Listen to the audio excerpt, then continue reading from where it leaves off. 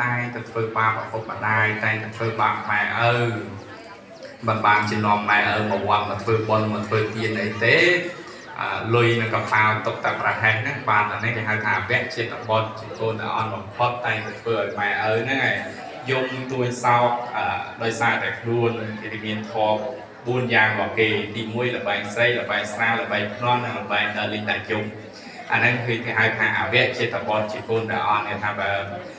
mình cần nó lo chỉ cần nó dùng tay từ phơi tốt tay từ phơi cầm ấy sen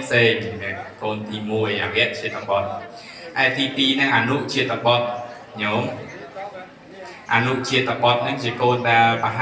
hai là ở bậc đại chẳng hạn là bậc đại thìเนี่ยmiền tiên miền xa phơi nơi xịt đầy lỏ cô có tay từ phơi nơi xịt đầy lỏ miền xa miền tiên đôi thì chẳng là bậc đại sẽ sạp thô cô có một sạp thô bậc đại thìเนี่ยchạy lấy tiên cô có một chạy lấy tiên từ khiដូច្នេះអនុជាតិបទនេះជាកូនដែលប្រហែលនឹងឪពុកម្ដាយអាចណែនាំបានឯទី3ហ្នឹងគឺ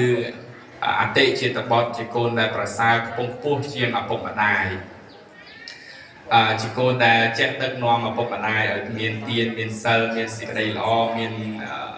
ទង្វើល្អឪពុកម្ដាយមិនទាន់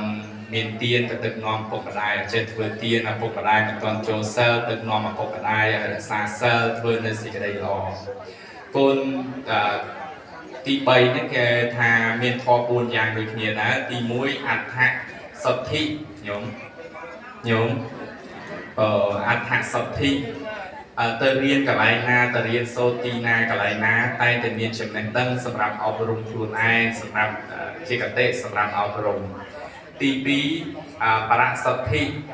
មានចំណេះដឹងហើយតែតែចេះអប់រំមនុស្សជុំវិញខ្លួនចេះអប់រំចែករំលែកចំណេះដឹងខ្លួនមិនប្រកាន់ខ្លួន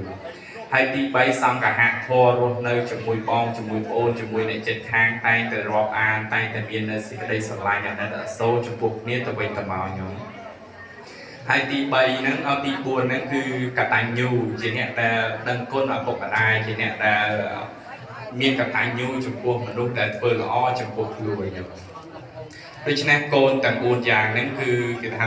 ទី1អតិជាតិបទអនុជាតិបទនិងអវយជាតិបទហ្នឹងជាកូនដែលព្រះសម្មាសម្ពុទ្ធសម្ដែងរួចមកហើយយើងទាំងអស់គ្នាសិតតែជាអ្នកដែលមានសទ្ធាជ្រះថ្លាអ្នកខ្លះញោមកូនគេស្រឡាញ់ឪពុកម្ដាយគេខ្លាំងពេកចឹងទៅជាតិក្រោយគេប្រាថ្នាជួបគ្នាទៀតញោមខ្ញុំខ្វះប្រាថ្នាយាយតាគាត់ប្រាថ្នាជួបគ្នាទៀតជាតិក្រោយប្តីប្រពន្ធអីប្រាថ្នាជួបគ្នាទៀតជាតិក្រោយស្រឡាញ់គ្នាចឹងទៅយើងប្រាថ្នាជួបគ្នាទៀតហើយមានប្តីប្រពន្ធមកគូវាសម័យព្រះខ្ញុំប្តីប្រុសប្រពន្ធនិងស្រីខ្ញុំហើយប្តីប្រពន្ធមកគូហ្នឹងគឺ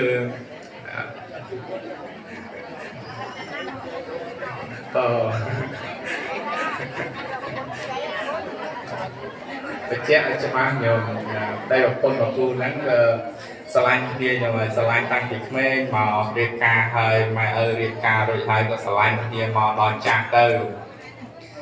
នៅតែស្រឡាញ់គ្នាប្រាថ្នាជួបគ្នាទៀតហើយបានទទួលសូមព្រះសម្មាសម្ពុទ្ធបបិទ្ធព្រះអង្គដោយចម្រើនហើយខ្ញុំពីអ្នកនឹងភរិយាហ្នឹងមិនចង់ឃ្លាតគ្នាទេមិនចង់បែកគ្នាតាណាទេចង់ជួបគ្នាទៀតព្រះសម្មាសម្ពុទ្ធថាត្រូវធ្វើដូចម្ដេចហើយព្រះសម្មាសម្ពុទ្ធក៏ឆ្លើយថាត្រូវមានធម៌ស្មើគ្នាញោមធម៌ស្មើគ្នានឹងធម៌4យ៉ាងទី1គេថាសតិសមាសទ្ធានឹងមានសទ្ធាស្មើគ្នាទី2សមាចាគាចេះរំលែកស្មើគ្នាទី3សមៈសីលាមានសិលដូចគ្នាទី4សមៈបញ្ញាមានបញ្ញាស្មើ